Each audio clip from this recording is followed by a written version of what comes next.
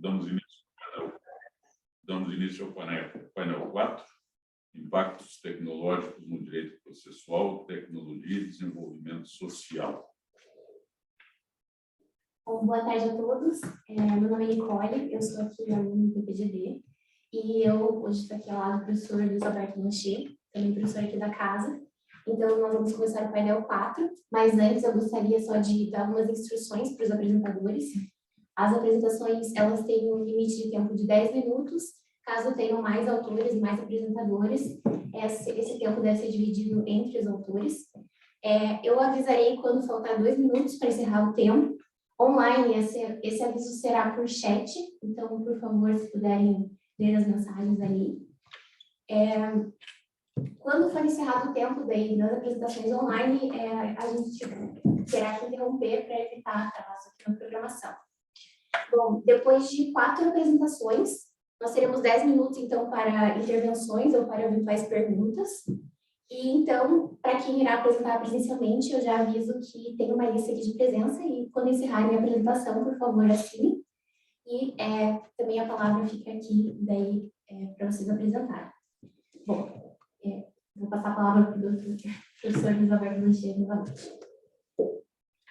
Então, a primeira apresentação de Bruno Calife dos Santos, da Universidade Federal do Mato Grosso do Sul. Algumas implicações deontológicas de uso da inteligência artificial a partir do arcabouço civil procedimental atinente à responsabilidade por danos processuais. Obrigado, professor Luiz. Prazer estar aqui na PUC Paraná. Gostaria de saudar todos que estão presentes, os membros, a moderadora, o professor Luiz, já agradeci, e queria saudar particularmente um colega de profissão, o professor Humberto Lucena, que também apresenta um trabalho aqui na próxima sessão, amanhã, professor de Direito do Trabalho. Como já me apresentaram, me chamo Bruno Calife, eu sou professor adjunto da Universidade Federal do Mato Grosso do Sul, professor da Cátedra de Processo Civil, e também, como já devidamente anunciado, meu trabalho versa sobre uma análise a respeito da relação ou da utilização da inteligência artificial, e aí o já tão comentado, tão famoso ChatGPT, e há algumas circunstâncias deontológicas da utilização dessa ferramenta tecnológica dentro do procedimento, dentro do processo civil.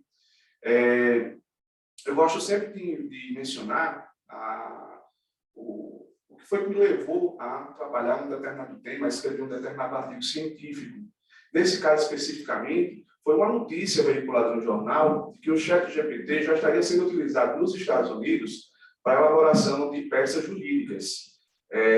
Se nós acompanharmos as notícias, a gente está praticamente verificando quase todos os dias alguma espécie de informação a respeito dessa nova tecnologia, que é a inteligência artificial, do uso das mais variadas atividades humanas, em especial a atividade jurídica. Para vocês terem uma ideia, já depois dessa notícia, a segunda notícia relevante, que eu entendo como relevante, que tem a ver especificamente com o meu trabalho, foi uma veiculada, e isso será apresentado por ocasião do artigo, veiculada a respeito da capacidade que o ChatGPT já alcançou, inclusive de enganar, de mentir, de utilizar certos estratagemas para poder cumprir uma determinada tarefa. Então, isso também já aconteceu, foi amplamente noticiado na mídia, e além dessa outra notícia, a mais próxima que nós temos aqui, que tem chamado bastante a atenção também, em relação ao pedido de várias autoridades em tecnologia, vários pesquisadores, para que as pesquisas, para que as análises a respeito da inteligência artificial sejam suspensas, levando em conta os paradigmas que essa ferramenta já quebrou, e tem alcançado, e que eventualmente tem se tornado, ou pode se tornar perniciosa para a comunidade e para a civilização humana como um todo. Então, levando em conta essas 3 circunstâncias já mencionadas, entendo que esse trabalho ele se mostra relevante e, por isso, a necessidade de aprofundar e de analisar questões associadas à utilização da inteligência artificial, e no meu caso em particular, em termos de vocação científica, dentro do processo civil. Vejam que, assim que a inteligência artificial foi utilizada, ou foi criada especificamente e disponibilizada como ferramenta tecnológica, aumentou exponencialmente, e tem aumentado exponencialmente a sua utilização dentro da área jurídica, principalmente para a elaboração de peças jurídicas. Uma outra utilização bastante comum dentro do arcabouço jurídico do ordenamento tem a ver com a utilização da ferramenta para a verificação de padrões decisórios. E aí, nessa circunstância, a criação do sistema de precedência brasileiro. Mas, basicamente, a elaboração de peças processuais tem sido diuturnamente utilizado, o ChatGPT tem sido diuturnamente utilizado na confecção de petições iniciais ou de diversas petições, diversas peças jurídicas. Levando em conta essa circunstância, em termos procedimentais, a gente poderia até questionar, e é esse o objeto da pesquisa, a gente poderia questionar a respeito da possibilidade de responsabilização por danos processuais em relação àqueles profissionais, sejam profissionais de advocacia, ou sejam partes que, apesar de não ter capacidade postulatória, podem eventualmente utilizar o ChatGPT, no caso dos juizados especiais, por exemplo. Então, a possibilidade de responsabilização por danos processuais em relação a esses profissionais ou aqueles que não têm capacidade postulatória em função de um eventual problema gerado pela utilização da ferramenta.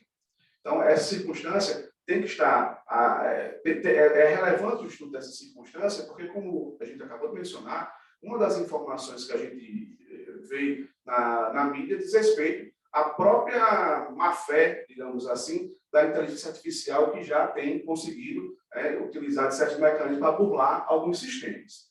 Então, esse aumento exponencial ele tem acontecido e o normal, levando em conta a própria produção de peças jurídicas, etc., que isso venha a acontecer com mais frequência dentro do procedimento. Observem, caros colegas, que essa ferramenta de inteligência artificial ela não é como um buscador normal, como o Google, por exemplo. Ela própria aprende, então já é possível, inclusive, pensar num certo nível de consciência a respeito dessas próprias tecnologias. Então, levando em conta essa circunstância, a gente não tem mais a figura do profissional que pede ao ChatGPT para elaborar uma peça e ele próprio, enquanto profissional, revisa essa peça. O próprio ChatGPT, ele levando em conta a sua capacidade de aprendizado, levando em conta a sua capacidade de organizar e estruturar certas informações, pode eventualmente utilizar essas informações de maneira ou com um certo grau de consciência. E é isso que atrai a necessidade de verificar alguma espécie de responsabilização caso essa ferramenta venha, de alguma maneira, a prejudicar uma das partes na relação processual. E isso de maneira muito mais presente, repito, quando a gente está diante de um procedimento onde não existe profissionais tecnicamente capacitados para operar o direito, como acontece nos juizados especiais. Imaginem vocês, eventualmente, um indivíduo que utiliza essa ferramenta para ajuizar uma determinada petição inicial no juizado especial, levando em conta o valor de 20 salários mínimos, valor esse que permite a não utilização de um profissional da advocacia para proceder de juízo, para ajuizar uma determinada demanda. Então, levando em conta essa circunstância, a gente tem que verificar aqui se é possível, se seria possível, a aplicação dos mecanismos técnico-processuais que estão previstos no Código de Processo Civil, seja especificamente no artigo que trata das perdas e danos processuais, seja no artigo um pouco mais genérico, que é o artigo 5º, que trata da boa-fé objetiva. Seria possível aplicar alguma espécie de responsabilização pelo uso da ferramenta em relação a esses profissionais, ou mesmo àqueles que não têm capacidade postulatória, por perdas e danos, em função da quebra, da violação da boa-fé subjetiva, especificamente aquela do artigo 75 do Código de Processo Civil, em se tratando de boa-fé subjetiva, talvez não, porque aí, como eu disse, apesar de um certo grau de consciência que a ferramenta pode alcançar, ela não teria esse elemento natural que é inerente ao ser humano para poder ser responsabilizada dessa maneira. Mas como o Código de Processo Civil tem uma previsão um pouco mais genérica, que trata da boa-fé no artigo 5º, essa natureza objetiva, seria possível a gente imaginar que uma das formas de eventual responsabilização por perdas e danos das pessoas que utilizam o ChatGPT seria através dessa cláusula mais genérica, que é a cláusula do artigo 5º do Código de Processo Civil. É claro que, além do artigo 5º do Código de Processo Civil, existem outros elementos legislativos, ou normativos, que tratam de uma eventual responsabilização, como acontece com o Código de Ética da OAB. Se a gente imaginar, e isso eu vou deixar para o trabalho escrito, se a gente imaginar que não seria possível aplicar o Código de Processo Civil em função de uma lacuna normativa, ou pelo menos de uma ausência de tipificação mais precisa no CPC, ou no Código de Ética, porque a ferramenta por si só não é qualificável como advogado, talvez seja necessário a criação de uma legislação específica para que a gente possa agora pensar na possibilidade, né, de responsabilização de perdas e danos em relação à utilização de ferramentas de inteligência artificial dentro do processo civil. Então, é basicamente isso, o raciocínio, o objeto da pesquisa trata dessa relação e da necessidade de criar instrumentos, se não aqueles já existentes, criar instrumentos que possam, eventualmente, aplicar alguma forma de penalização pela utilização equivocada ou de má-fé dessa ferramenta que tem sido bastante veiculada e, atualmente, não só na área jurídica, né, mas também em diversas outras áreas da nossa prática. É isso, eu agradeço a atenção. Muito obrigado.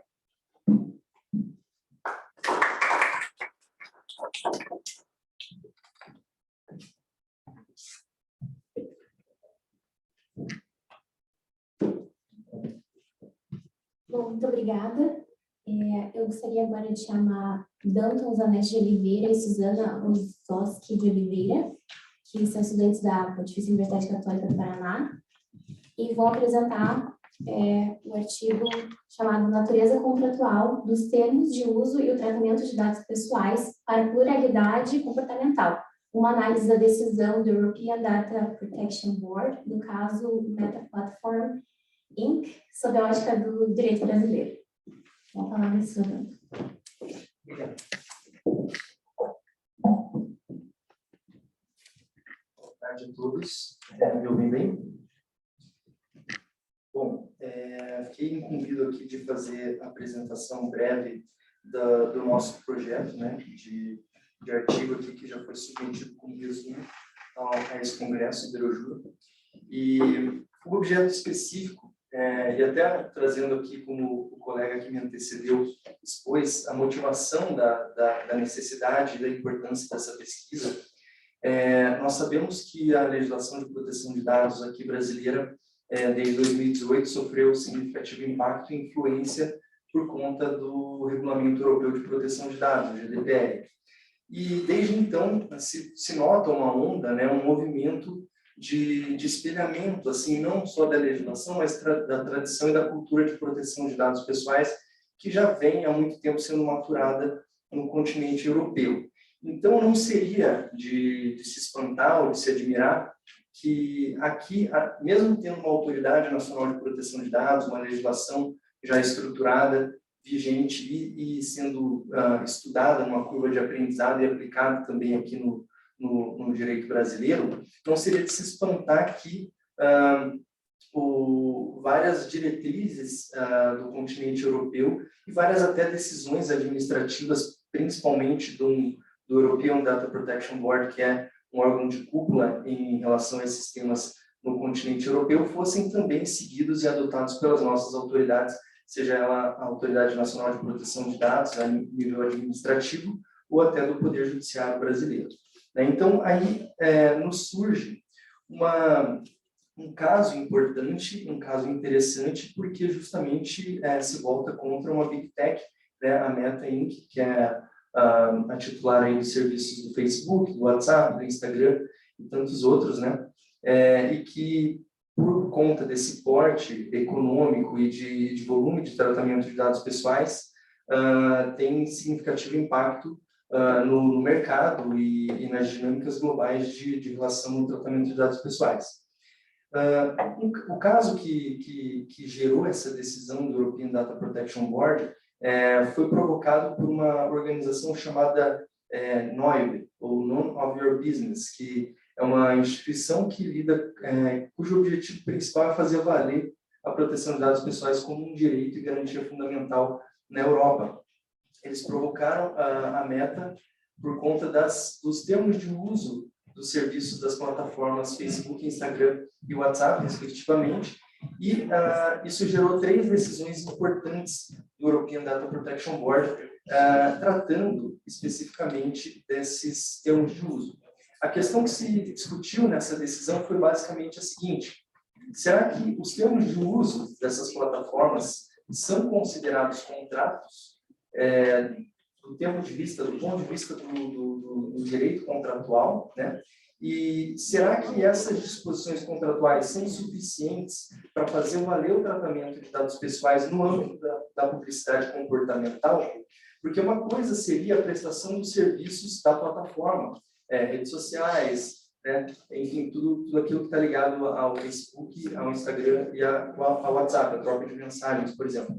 Mas outra coisa diferente, que daí está muito ligada a esse modelo de negócio que tem sido conhecido como Zero Price Advertisement Business Model, né, que é a publicidade comportamental, que já gerou até aquele jargão, né?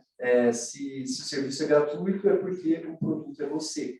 Né? Então, os dados pessoais eles são utilizados como insumo, como recurso, ativo financeiro das atividades dessas Big Techs. Então, a ideia basicamente é distinguir, separar aquilo que é prestação de serviços da plataforma em relação à publicidade comportamental, que é assim que esses negócios são monetizados. Então, o problema de pesquisa seria: será que esses fundamentos da decisão do European Data Protection Board, eles são total ou parcialmente aplicáveis ao nosso direito brasileiro? E por que essa reflexão? Porque nós, apesar desse espelhamento, dessa inspiração que o direito brasileiro vem absorvendo do direito europeu, em relação à matéria de proteção de dados, nós também temos o nosso próprio ordenamento jurídico. Né? O que é um contrato para o direito brasileiro? O que é um contrato para o Código Civil, para o Marco Civil da Internet, que inclusive dispõe no seu artigo 7º a respeito dos termos de uso com uma natureza contratual. Né? Então, a partir dessa reflexão, a pesquisa ia ser aprofundada nos seus objetivos gerais e específicos, seria em torno da natureza contratual dos termos de uso e da vinculatividade desses termos de uso, contratualmente falando, em relação ao tratamento dos dados pessoais dos usuários dessas redes sociais para fins específicos de publicidade comportamental. Será que, de fato, a conclusão do European Data Protection Board em relação à necessidade de obtenção de um consentimento para além dos termos de uso, para além desse contrato interpartes, né, ainda que totalmente adesivo, dificilmente o titular tem qualquer possibilidade de fazer opções ou deliberar a respeito dos seus próprios direitos, né, que são seus dados pessoais e a titularidade destes, né? Ou será que os contratos, os termos de uso, contratualmente falando, poderiam dar respaldo a essas atividades de tratamento de dados para publicidade comportamental? Então, esse é o objetivo final do artigo, para fins de trazer contribuições ao nosso direito e dar respaldo ou não à utilização dos termos de uso para essa finalidade específica de tratamento de dados. Fico à disposição. Muito obrigado.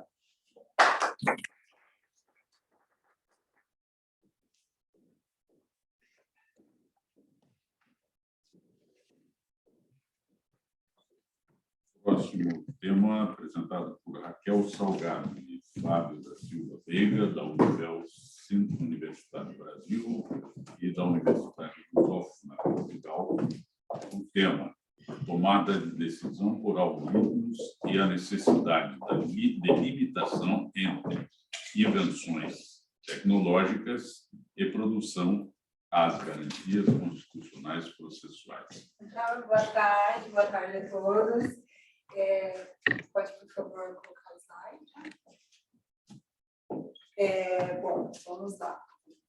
Eu vou dar início ao meu trabalho, uma pesquisa que eu tenho desenvolvido sobre a introdução de técnicas associadas à inteligência artificial e à modernização do nosso Tribunal de Justiça, que vem sendo implementado ao longo desses anos. É inegável que a tecnologia vem fazendo parte do nosso dia a dia. Isso a gente pode perceber, inclusive, né, que o celular vem fazendo parte do dia a dia de todos, né? Inclusive, o seguinte diz, há mais pessoas com telefone, com acesso à internet, do que acesso ao judiciário. Então, de acordo com o primeiro passo que nós tivemos dentro do processo, né, como uma modernização, foi... Pode passar, por favor, o próximo slide. Foi a introdução do processo eletrônico. Tá? E com o processo eletrônico, a gente pode perceber que teve tem que falar no microfone, desculpa. Teve um crescimento de casos solucionados. Por quê? O processo eletrônico, ele deu vazão a um problema que nós tínhamos no judiciário, que era a morosidade processual. Então, com isso, o CNJ fez uma pesquisa e verificou-se que de 2020 para cá, houve um crescimento de casos solucionados de 11,1%. E de 2020 a 2022, entre as ações protocoladas e as que retornaram a tramitar, que antes eram físicos e que voltaram a tramitar no processo eletrônico, foi um crescimento de 27,7 milhões de processos, ou seja, 97,2% já tramitam em processo eletrônico. E desses processos, 80,8% são processos eletrônicos e 89% já estão baixados. Percebe-se, então, que os tribunais de justiça, eles aderem a uma disruptividade na implementação de técnicas associadas à inteligência artificial, por exemplo, e ao processo eletrônico, porque verifica-se que isso está dando vazão a um problema que o judiciário sempre teve, que foi a morosidade processual. E existe uma diferença muito grande entre tecnologia, né, que é o processo eletrônico em si, e a inteligência artificial. Inteligência artificial, para vocês entenderem agora, eu vou explicar para vocês. Por exemplo, a inteligência artificial, por exemplo, é o projeto Vitor. Tem também o estado de Rondônia, que colocou uma tecnologia que se chama Synapse.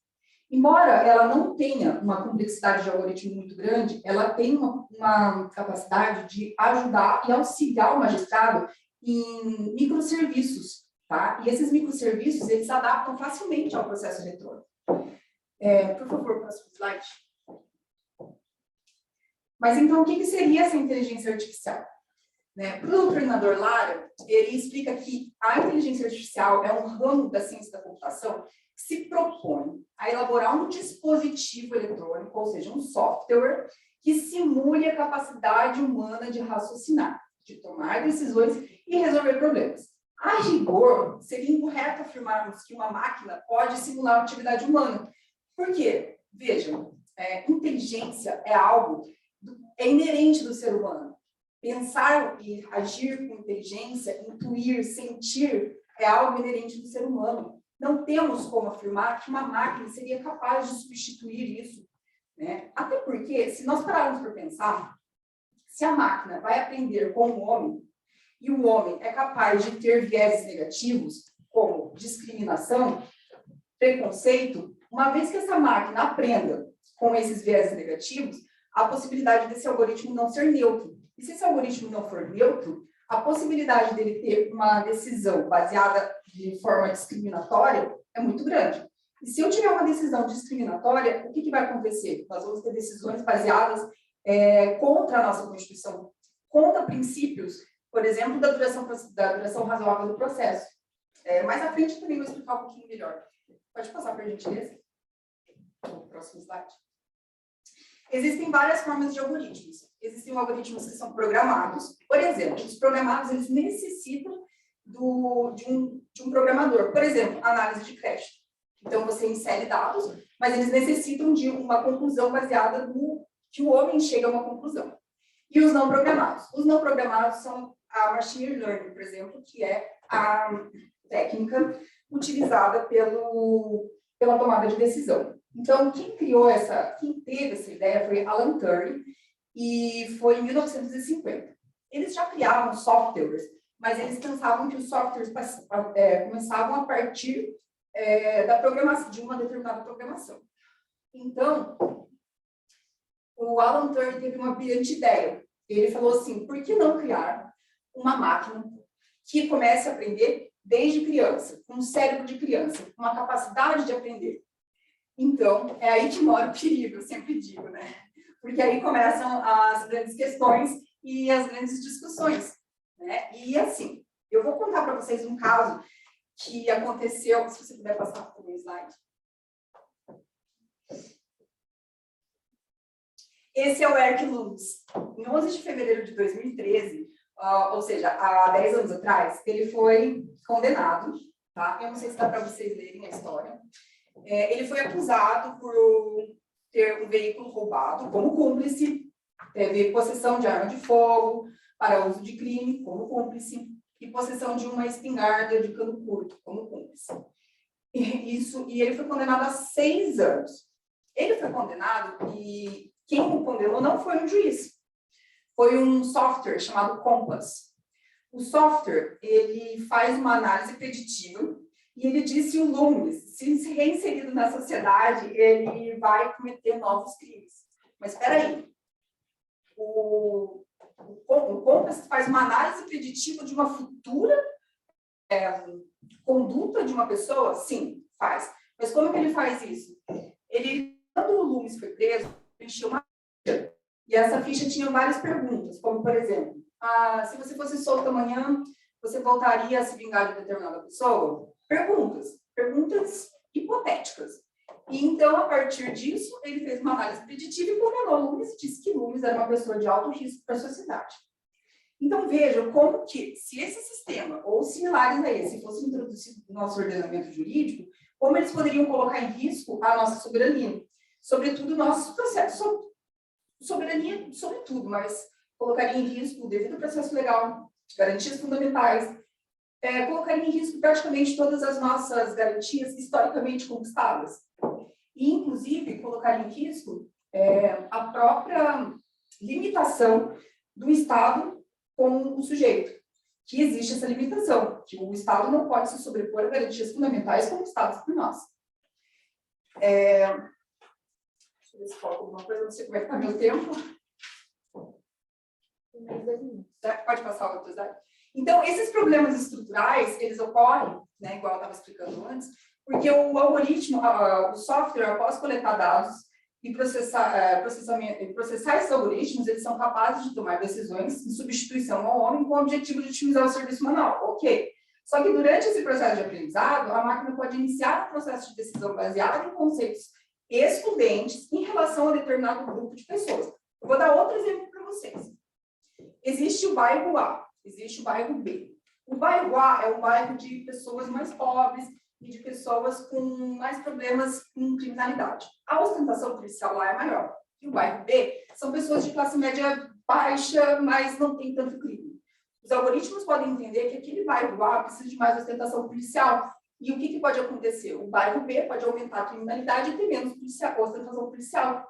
Por quê? Porque o algoritmo já nasceu com um enviesamento negativo, com um enviesamento discriminatório. Por tal razão, é que se deve observar com mais ponderação a utilização dessas tecnologias para a tomada de decisão, para não colidir com garantias fundamentais e processuais constitucionais. Por favor, próximo. Então, a minha conclusão é que um mundo onde a tecnologia é tão veloz quanto a introdução de mecanismos de governança para regular essas atividades, e um mundo onde há mais pessoas com celulares e acesso à internet do que o efetivo acesso à justiça, não tem como interromper, inclusive, o processo atual e disruptivo de modernização em que vivemos no Poder Judiciário brasileiro hoje. Né? Para Bauman, na nossa sociedade atual, não é menos moderna do que a do século XX. O que nos faz diferente é a compulsiva e obsessiva busca por modernização. No entanto, essas soluções tecnológicas devem ser introduzidas de forma adequada, ao ponto de não cercear garantias fundamentais e ferir gravemente princípios processuais constitucionais. Eu espero que vocês tenham entendido o que eu trouxe para vocês, e se ficou alguma dúvida, eu estou aqui para responder.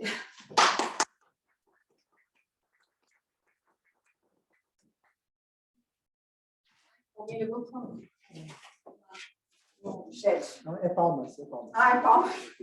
Então tá bom.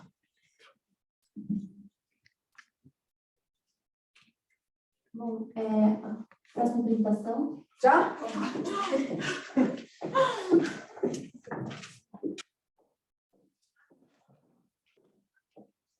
Bom, a próxima apresentação é de Daniela Maria Pinheiro, da Pontifícia Universidade Católica do Paraná. Acredito que a apresentação será online. Daniela está online.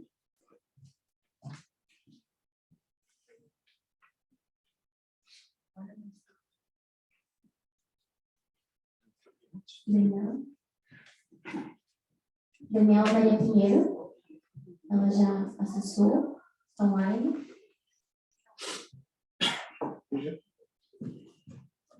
Se não tiver, passa para o próximo.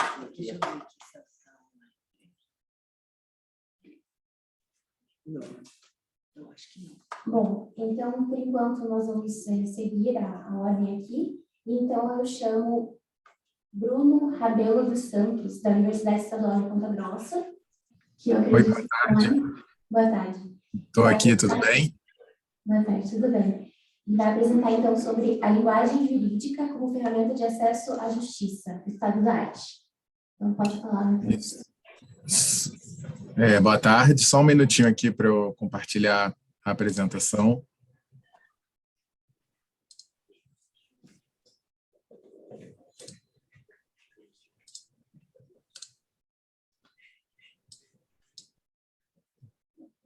Conseguem visualizar aqui a apresentação? Sim. Então, o artigo que eu trouxe aqui fala sobre a linguagem jurídica como ferramenta de acesso à justiça, estado da arte. Esse tema está dentro do direito, porque direito é linguagem, né? E aqui o objetivo é trazer a ferramenta, né, de simplificação da linguagem jurídica e estudar isso no seu estado da arte, aí ao longo aí do século XXI. A metodologia que eu utilizei foi a revisão bibliográfica e documental, e eu constatei que no século XXI, na primeira década, teve uma lacuna entre 2011 e 2021, publicações com intervalos significativos. Eu fiz uma pesquisa a partir de bancos de pesquisa da Biblioteca Digital de Tese e Dissertações. E nessa pesquisa eu percebi que em 2022, logo, né, depois nesse contexto de pandemia, tiveram 3 teses sobre o tema que foram publicadas. Então, só aqui para ficar mais fácil a visualização, eu trago aqui a linguagem jurídica, e a ideia é a sua simplificação. Essa é uma demanda da contemporaneidade, e é uma forma de acessar a justiça. E para isso eu trouxe aqui alguns autores de referência sobre linguagem, que foi o Labov, Habermas e o Bakhtin, né, que estudam a linguagem dentro de um contexto social, principalmente o Habermas aqui, ele fala do discurso jurídico. Então, qual a reflexão que eu chego? Os obstáculos que tem da linguagem como ferramenta para concretizar o acesso à justiça, e a gente verifica que tem uma disputa formal de manutenção ou de mudança, né? A gente tem a linguagem jurídica, ela quer se manter nesse discurso especializado, burocrático, ou ela quer mudança para simplificar e atingir também grupos minoritários, que aqui, como vários colegas falaram, né, tem, junto com a tecnologia, o direito precisa também se modernizar nesse sentido. Então, e qual é o papel institucional das instituições no discurso jurídico? A gente fica sempre na autorreferência. Então, aqui, só para trazer aqui as 3 teses, né, que quando eu fiz essa pesquisa, fazendo a interseção da linguagem e acesso à justiça, eu encontrei uma tese falando das peculiaridades lexicais e sintáticas da linguagem em uso de sentença dos juizados especiais cíveis do Poder Judiciário de um Estado.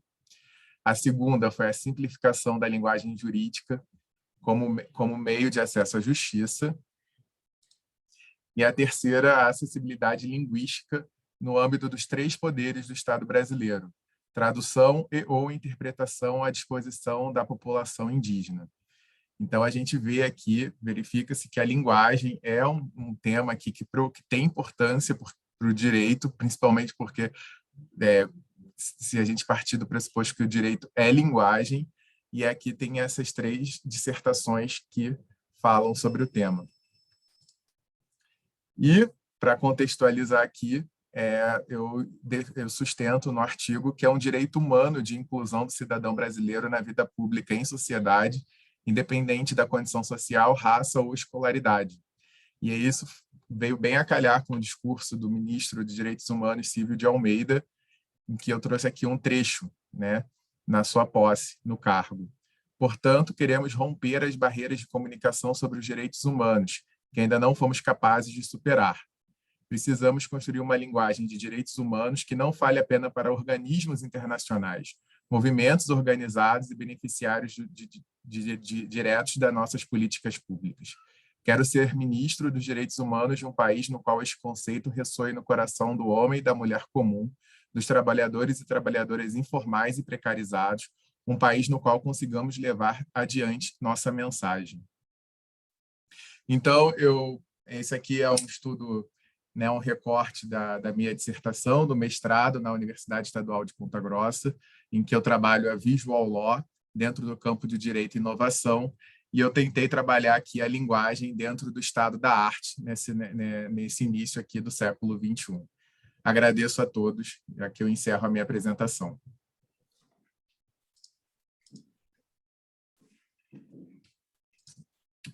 Muito obrigada, Bruno. Agora, nós vamos abrir a palavra por 10 minutos. Se quiserem fazer alguma pergunta, sejam os participantes online, seja em presencial. Se tiverem alguma dúvida em relação às 4 apresentações que aconteceram ou quiserem fazer algum comentário, por favor, fiquem à vontade. Caso não tenha dúvida, a gente dá prosseguimento das apresentações.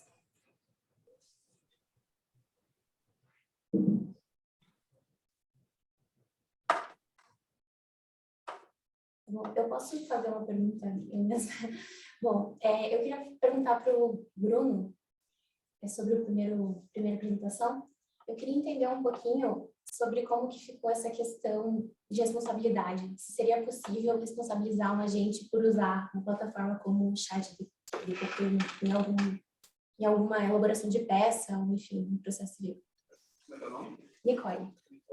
Obrigado, Nicole, pela pergunta.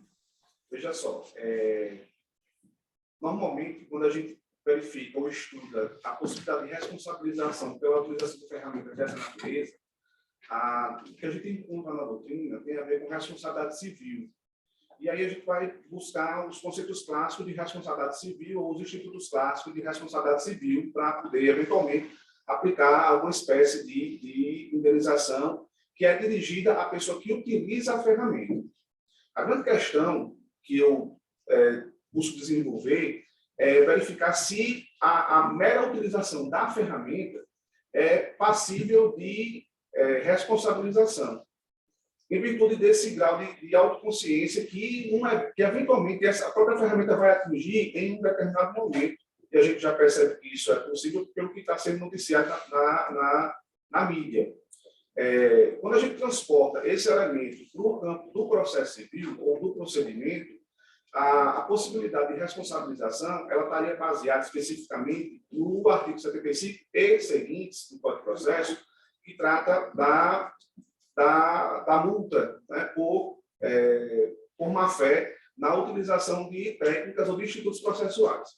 Se a gente for partir para a ideia clássica, a responsabilização seria viável com base nesse dispositivo em função do advogado que utiliza a ferramenta, porque é ele, de alguma maneira, que está peticionando os autos, então, inevitavelmente, não haveria nada de novo nessa perspectiva por causa do que já é amplamente conhecido a respeito da possibilidade de um profissional que utiliza de má-fé para qualquer tipo de instituto procedimental obter alguma espécie de êxito. Então, se aplica a esse instituto em relação a esse profissional.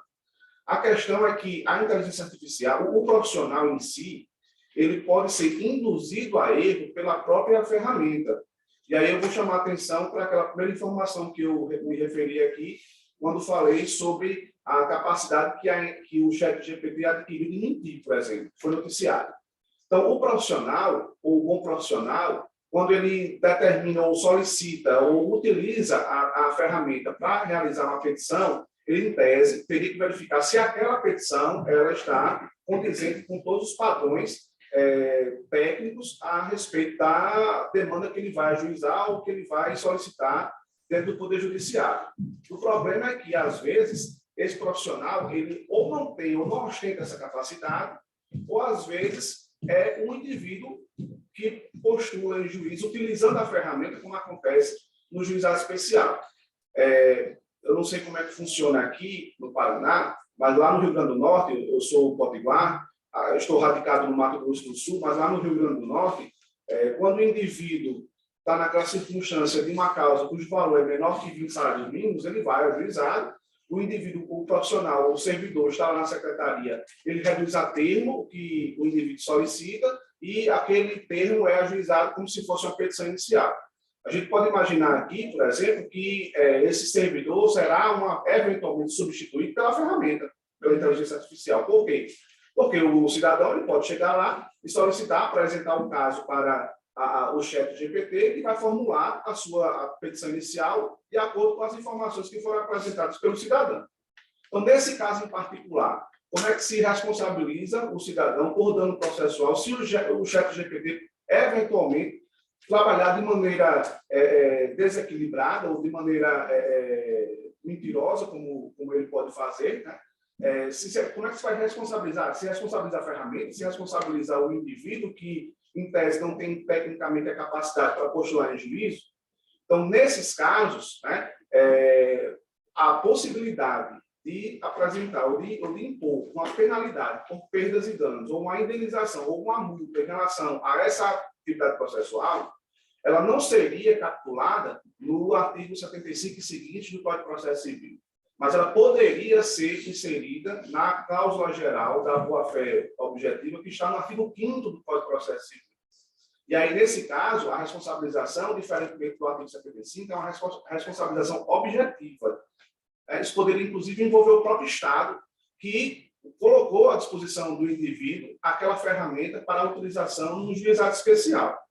Então, assim, é possível aplicar as regras do Código de Processo para isso? De uma maneira geral e objetiva, acho que sim, utilizando o artigo 75. De uma maneira mais legalista ou positivista, talvez não. Por quê? Porque como a ferramenta é uma ferramenta muito nova, a gente pode imaginar que o arcabouço processual ainda não é suficiente para você utilizar, né, ele como ferramenta para poder aplicar essas multas ou essas indenizações pela má-fé processual. Daí que ou a gente vai criar ou necessita de uma legislação específica que resolva o tema, ou então se utiliza, como eu disse, talvez o artigo 5º de maneira mais abrangente, porque ele trata de boa-fé objetiva, que é uma exigência que se aplica não só aos profissionais que estão atuando ali, os advogados, mas também se aplica a todo indivíduo que, de alguma maneira, está dentro da relação processual. Então, para dar uma resposta, agora concluindo a sua pergunta, é possível, de maneira objetiva, com base no artigo 5º, mas talvez seja necessário uma legislação mais específica se a gente quiser enquadrar essa atitude, já que a ferramenta é bastante nova. Obrigada. Mais alguém tem alguma pergunta? Então, podemos prosseguir? No próximo trabalho, Fernando Atada, Sinira Gomes Lima Melo e Thaís Cíntia Carne, da Universidade Presbiteriana Mackenzie. O tema: aspectos relevantes sobre a proteção de obras intelectuais de NFTs. Boa tarde.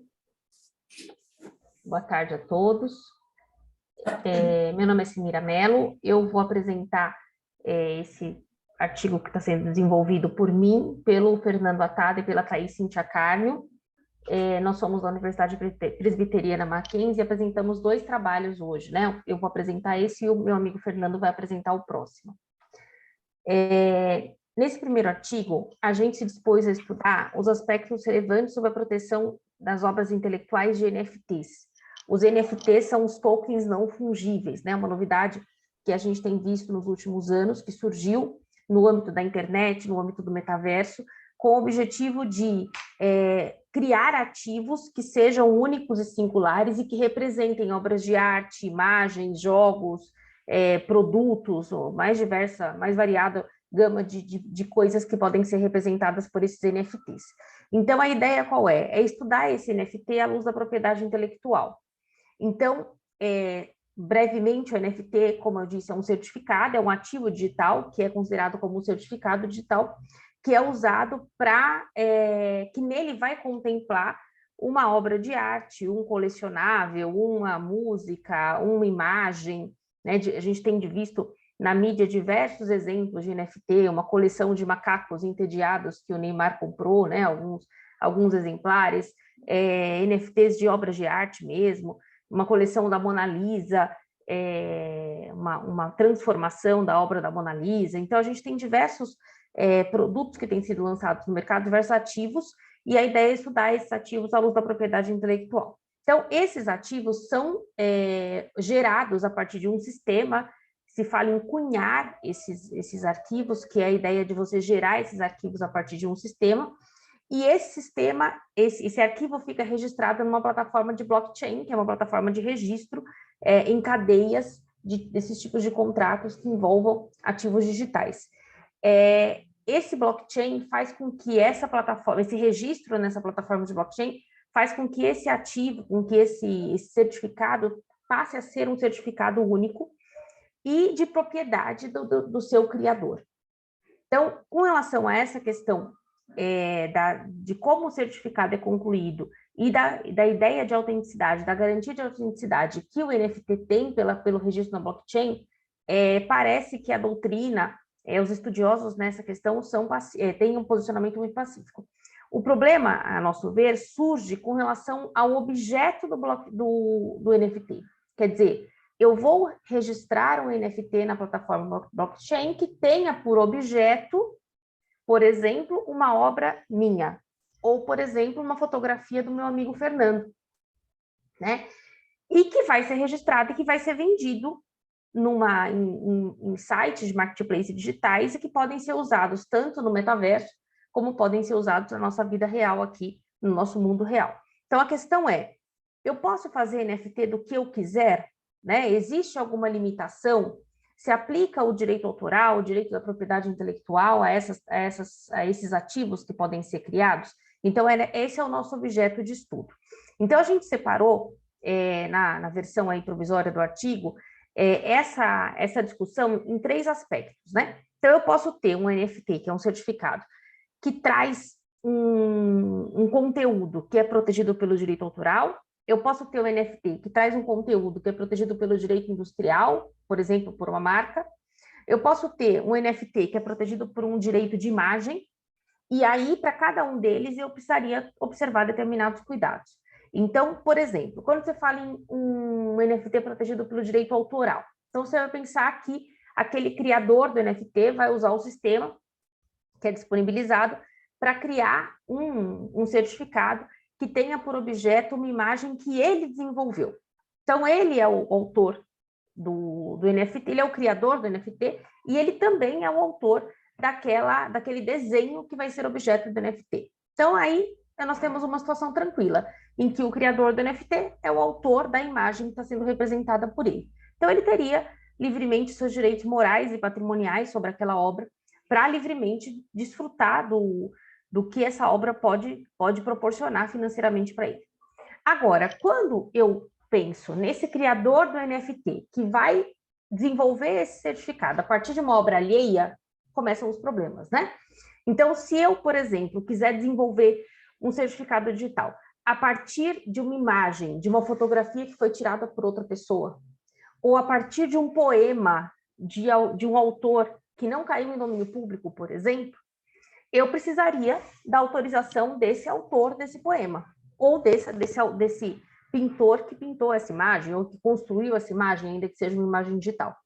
Então, quando se fala em criar NFTs que tenham autoria própria, tá tranquilo, eu sou o autor do NFT, sou o criador do NFT e sou o autor da imagem que está sendo representada nele. Quando se fala em criar NFTs de autoria, que tem por objeto bens intelectuais de autoria de outro, aí nós teríamos o primeiro problema. Esse primeiro problema seria resolvido à luz do direito autoral. E aí a gente teria que distinguir esses objetos que caíram em domínio público. Então, por exemplo, se eu tenho lá uma determinada imagem, no caso da Mona Lisa, uma determinada imagem que caiu em domínio público, eu teria liberdade para representá-la, porque ali eu teria uma simples representação de uma obra que já caiu em domínio público, cuja reprodução é livre, né? Se essa obra não tiver caído em domínio público, eu vou precisar da autorização do autor dela. Então, eu não posso criar um NFT que tenha por objeto uma obra de autoria alheia sem autorização do autor. Porque o criador do NFT, nesse caso, não é o autor da obra. Então, ele precisaria da autorização do autor, que é o titular dos direitos autorais sobre aquela obra. Da mesma forma, com relação ao direito industrial. Então, se eu pensar em criar um NFT para divulgar a minha própria marca, como já vem acontecendo no mercado, então, recentemente a Nike criou uma coleção de NFTs, a maioria das marcas estão se preocupando em entrar nesse mundo virtual. Então, se eu crio um NFT para desenvolver, para chamar a atenção do público para um produto da minha própria marca, tudo bem, eu estou livre para criar quantos NFTs eu quiser, porque de fato eu sou titular da marca e sou o criador do NFT. Agora, se eu crio um NFT para divulgar produtos ou que faça referência a marcas alheias, e aí a gente fala de marcas de desenho industrial, de patentes de invenção, de produtos, né, patenteados, eu vou precisar de autorização daquele titular da patente ou do titular da marca. É o caso, por exemplo, daquela marca de bolsas Hermès, famosa, que recentemente ajuizou uma ação nos Estados Unidos contra um autor, um artista independente, que resolveu criar um NFT fazendo referência às bolsas e à marca Hermès. Então, se eu tenho um NFT que tenha por objeto a marca de outro, ou o desenho industrial de outro, ou um produto patenteado por outro, eu preciso de autorização desse titular. E, por fim, se eu tenho um NFT que tenha por objeto, por exemplo, a imagem de outro, eu também vou precisar de autorização desse titular. É um exemplo, é uma comparação que a gente faz no artigo, que eu acho que é bem pertinente, é a comparação do NFT que possui imagem de pessoas com a sua fotografia.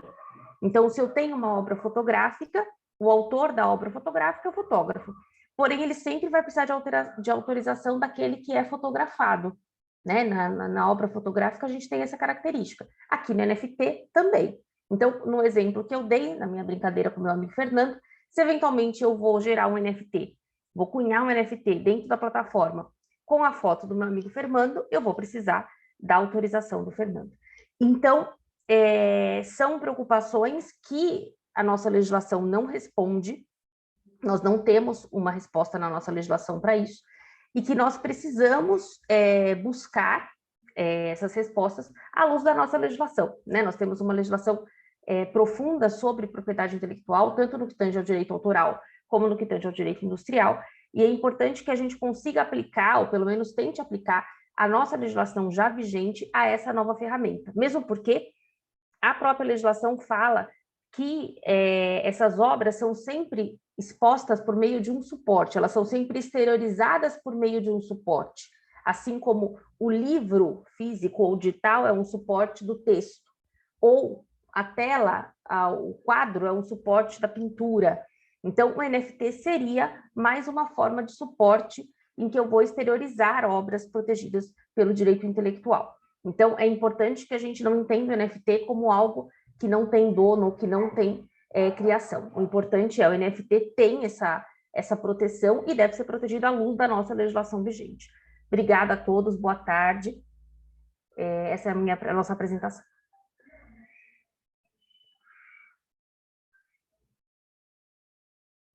Obrigada. Agora, dando continuidade ao segundo artigo dos autores Fernando Atada, Celira Gomes e Lima Mello e Thaís Sinticano, da Universidade Presbiteriana Mackenzie.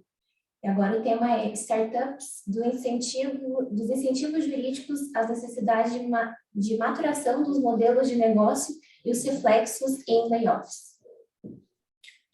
Olá, pessoal, boa tarde a todos. Parabenizo a todos que já fizeram a sua apresentação.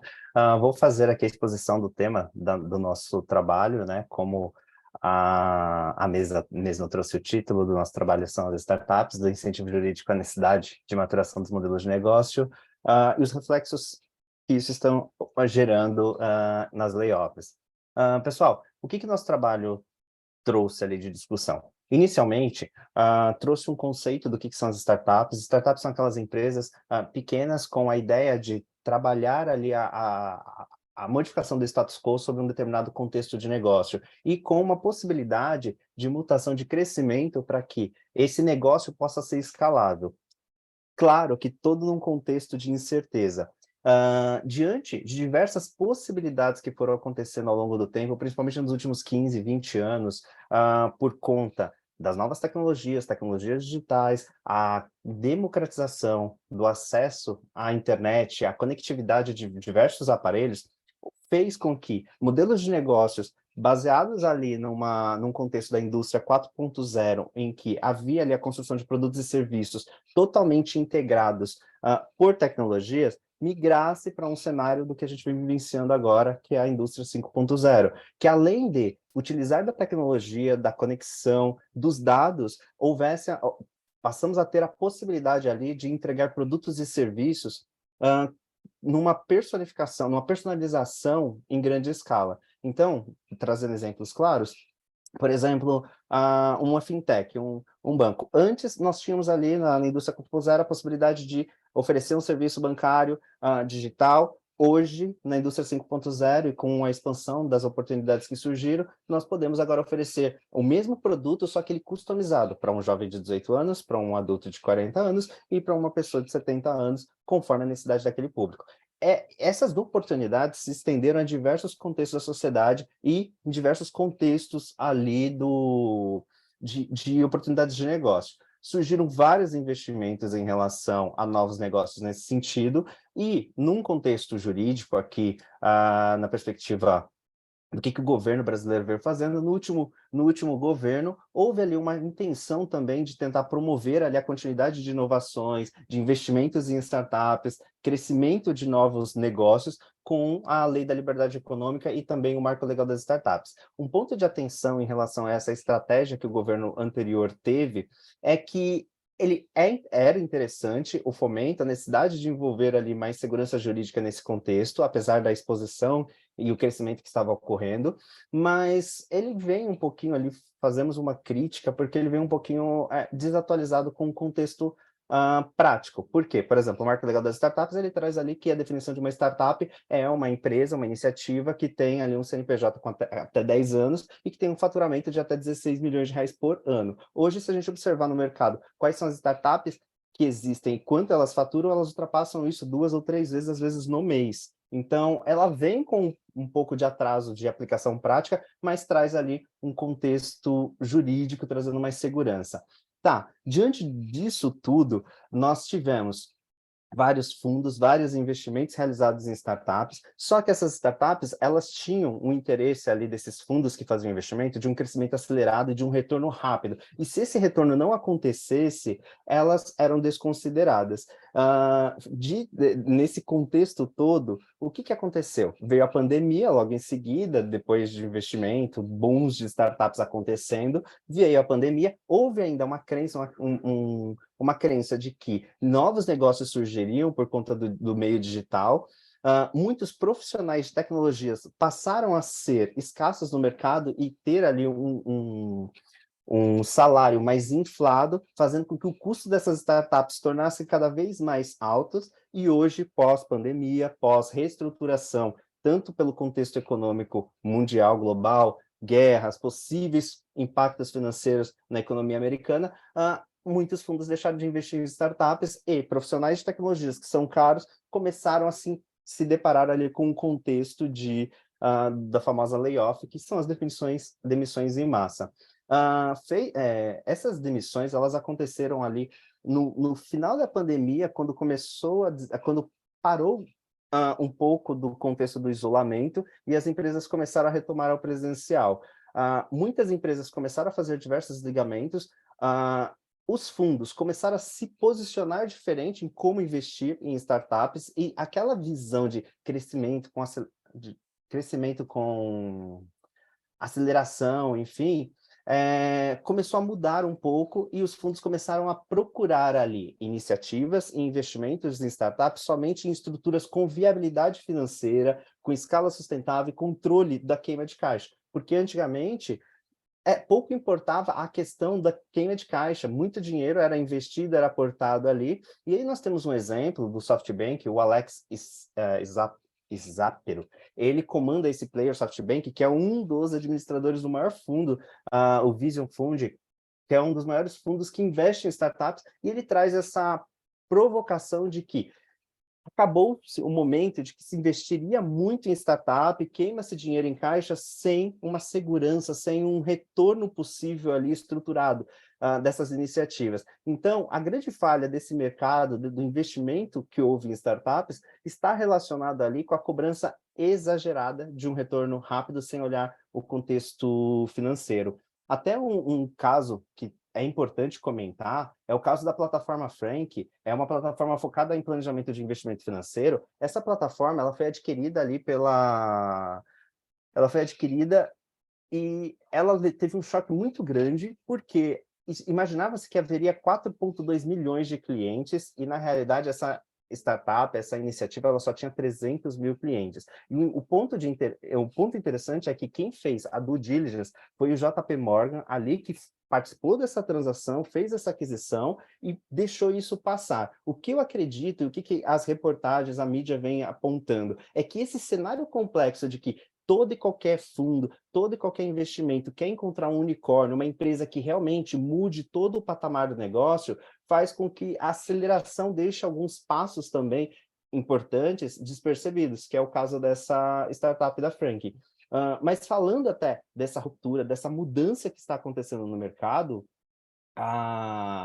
não só no Brasil, como lá fora, as grandes big techs, as grandes empresas de tecnologia como Google, Microsoft, Amazon, todas elas estão participando desse processo de layoff, fazendo desligamento de profissionais. O Google, por exemplo, chegou ali a demissões de 12 mil funcionários. A Microsoft, 10 mil funcionários, a Amazon, 18, Tesla, 6 mil. Aqui no Brasil, nós temos fintechs, startups como C6, que passou ali recentemente por um layoff de 500 pessoas, a Log 250, e só hoje, se nós observarmos uma plataforma, criaram uma plataforma no Brasil e tem uma global também, para trazer o número de desligamentos que ocorreram em empresas de tecnologia.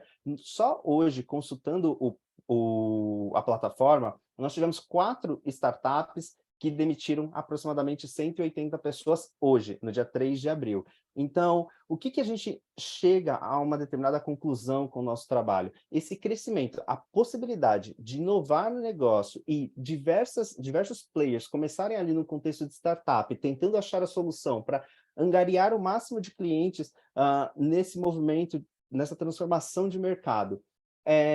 Ele não vai continuar mais da forma que ele estava, com um crescimento, uma queima de caixa ali, sem um compromisso de retorno de investimento, e parece que todo esse modelo que foi sustentado nos últimos 4, 5 anos, ele tem ficado claro, principalmente para os grandes fundos, de que ele não funciona bem, e alguns, até players que vêm sendo citados como confiáveis para investimento, é o caso da Creditas, o caso do Quinto Andar ou do Madeira Madeira, que são startups, players que estão ali com uma queima de caixa considerável vindo do fundo, mas também vem ali com um plano de desenvolvimento e retorno desse investimento a médio e curto prazo, sem queimar, sem compromisso, o caixa de investimento ali daquela iniciativa.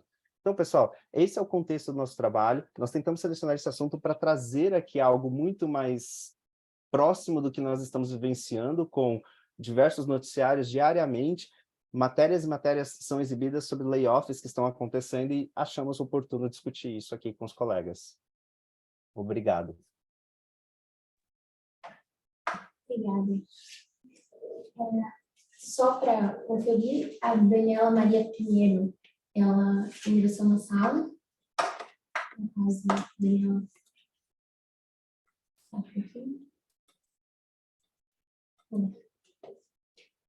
Então,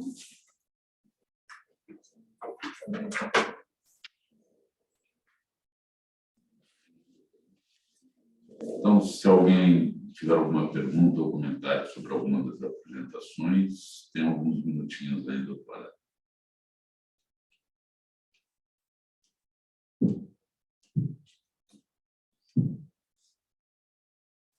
Então, está encerrado. Vai não.